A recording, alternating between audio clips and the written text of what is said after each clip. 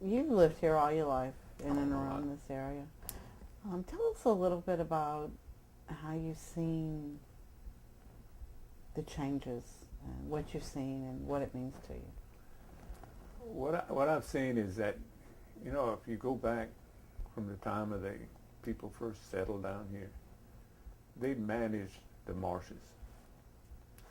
They managed the marshes to sustain the marshes. They put in flumes and they put all kind of things in there where at certain times of the year that they would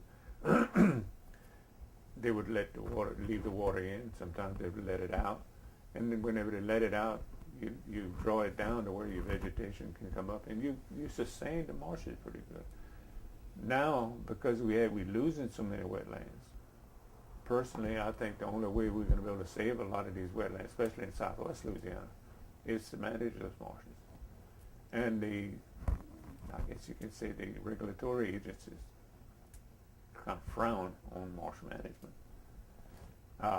We see too much marsh going away because we can't do nothing about it. And if we wait on, and I like Quipper, but if you wait on the federal government to come in and fix it, it'll all be gone before you come to fix it. So it's a problem you're seeing where us as landowners could fix it, but we're too regulated. We can't do what needs to be done, and I'm picking that. It's not all the time about science. Science is not reality sometimes. I mean, the person that lives on that land and is in it every day, he knows more what it needs than somebody who looks in a book and says, "This is what you need." That might sound kind of radical, but it's fact. Whenever you see some of the agencies come in and say, "Well, you need to do this," but you're living on that land and that ain't gonna work. But you have to do it because they said it. That's what has to be done.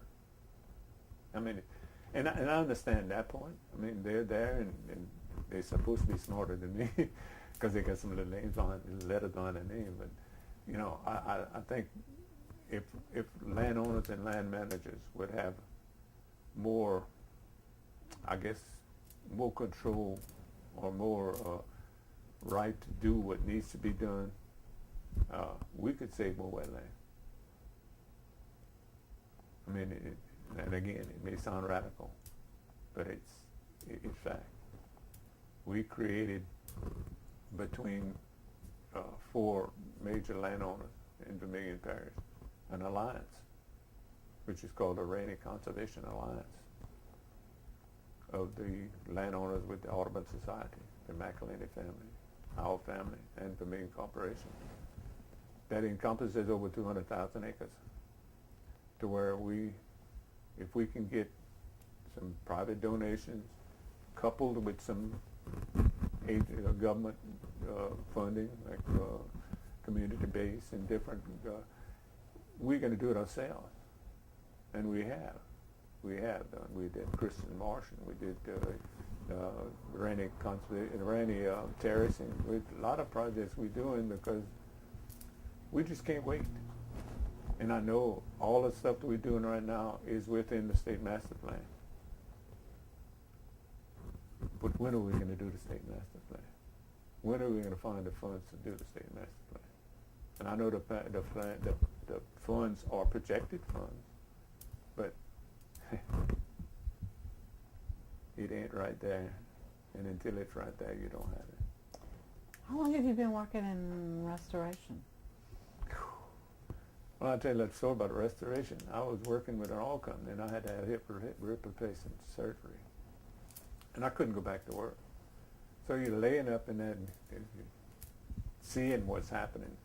Whenever where you land, cattle used to graze, is now Gulf of Mexico. You sense, man, there's something that's got to be done. So it's about, I guess, active 15 to 20 years. It's probably longer than that with me just sitting back, what can I do to do something about it, and trying to find some kind of way. And then when I finally, I got kind of involved with USDA and RCS, and they said, well, hey, they got a coastal, at that time it was the Dominion Parish Coastal Restoration Advisory Committee. Mm-hmm.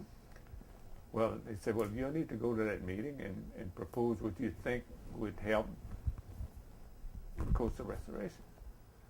So I went, and lo and behold, I ended up having to be on the committee. But well, for the last, well, since then, since PPL 6. So I just think that, not that I made any difference, but I think if people don't get out and try to get involved, nothing will be get done. It's like when we wanted to open Palmetto Park. If the public don't jump up and we need to do this, we need to do this, enough people do that, nothing's going to get done. And that's the bad thing about the human animal. They say, well, he's going to do it, and he's going to do it. He's doing it. But it's that one or two people. Judge Edwards and I always talk about with the police jury. I said, we need for y'all to come to some of these meetings with us. They're tired of looking at me and judge. I mean, we're not getting any prettier. So we never were, but we're not getting any prettier. So what? I mean, we need to have somebody else besides us that, not that the task force thinks that way, but there's got to be somebody else in Dominion Parish. And they might be just doing that for themselves. Or, I don't believe they look at it that way, but still, the only people that go is just those few. But the size of Dominion Parish, there's got to be more people to do it, but you can't get people. It's like at the last meeting in Lafayette, we talked about stop having a public meeting in Abbeville. Well, and I understand Cripper's standpoint. Nobody goes.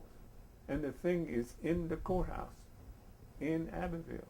And that on the day that they have a police jury meeting, they usually finish by 7 o'clock. Mm-hmm. They're already there. Mm-hmm. Why some of them don't go to the meeting? I mean, it's, and I kind of tried to shame them at the last committee meeting.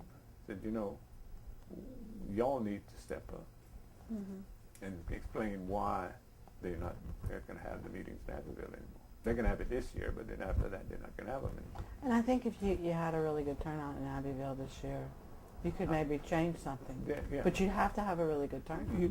Well, last meeting, well, there was 3 of us there. There was like 10 agency people and 3 of the public. Mm-hmm. The same 3 that goes all the time. Mm-hmm.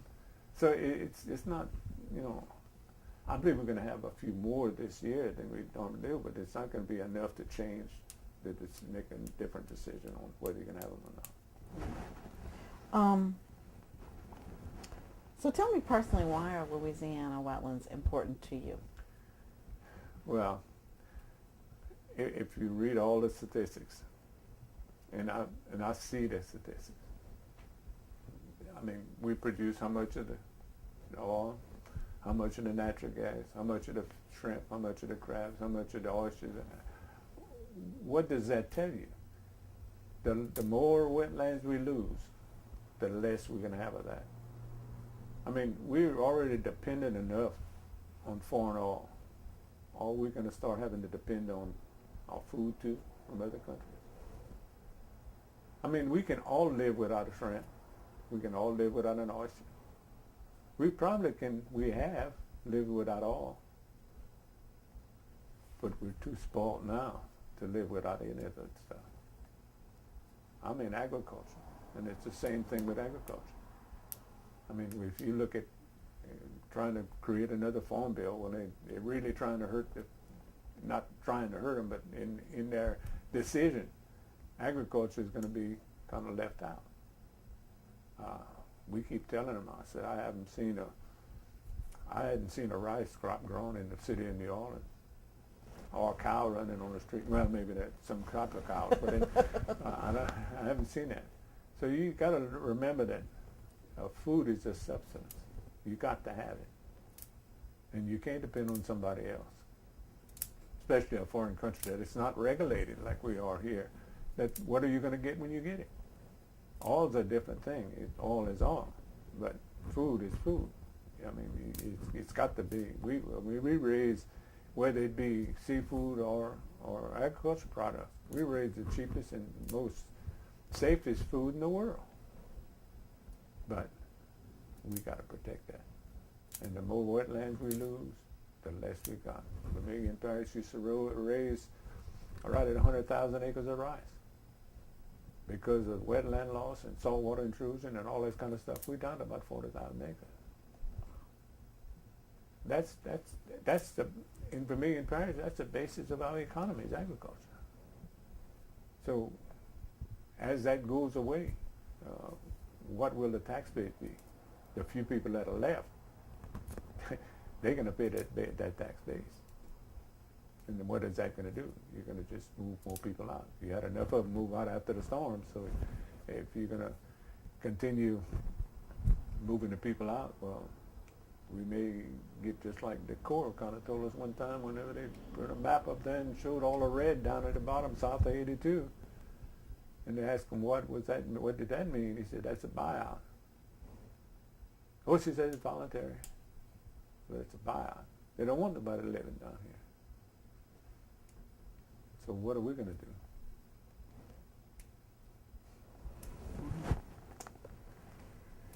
I hadn't heard that, so it's interesting.